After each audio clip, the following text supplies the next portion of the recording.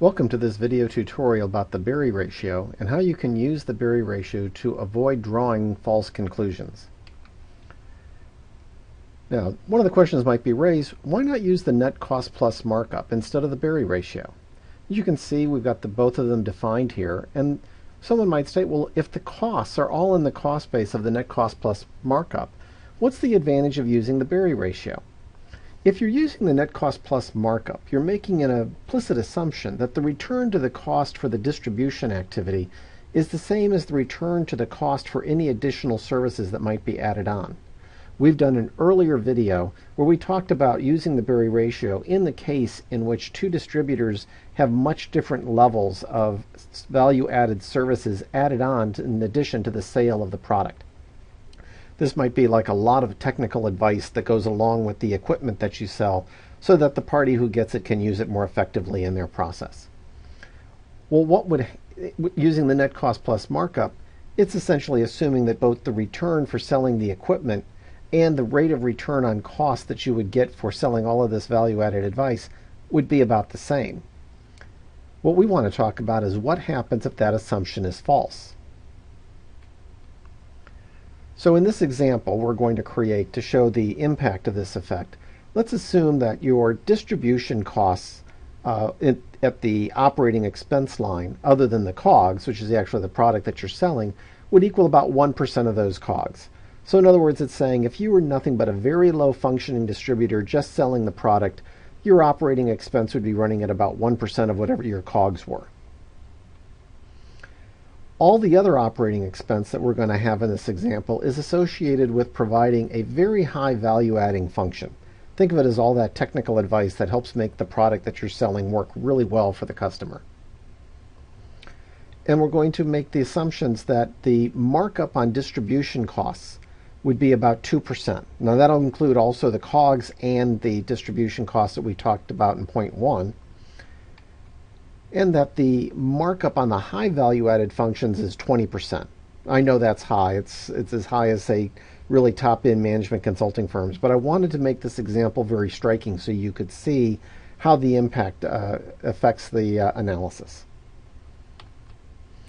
So we're going to start off with 5 different firms. They're all going to sell the exact same products at and their COGS are all going to be identical. So the physical product is the same in all cases. And therefore, they're all going to earn a sort of, or they're all going to have an operating expense associated with that basic distribution of product of 1% of that, which is 10.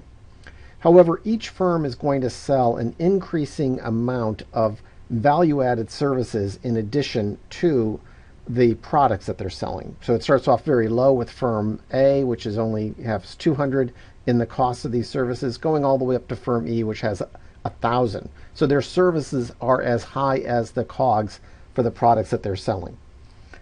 Given that, we can work backwards to figure out what their revenues would be because we already determined what kind of markup above cost we would have. So in that case, we can back into the revenue line. But remember, every firm here has the exact same return on their services and the exact same return on their distribution costs and their COGS. So with those numbers filled in, we can look at what the gross profit's going to be. And then finally, we can work our way down to the operating profit line. So we can see how it's going up. But of course, firm E has got much higher revenues and somewhat higher costs because it's selling an additional services. Now, if we were to do this analysis looking at either the operating margin or the net cost plus markup, and you remember in an earlier tutorial, we covered the issue that these two are mathematically related, and you can see again this example that it will rank all of the firms in the same order. Now, if this is the case, you can see how the difference is showing up. The operating margin of firm A is half that of firm E.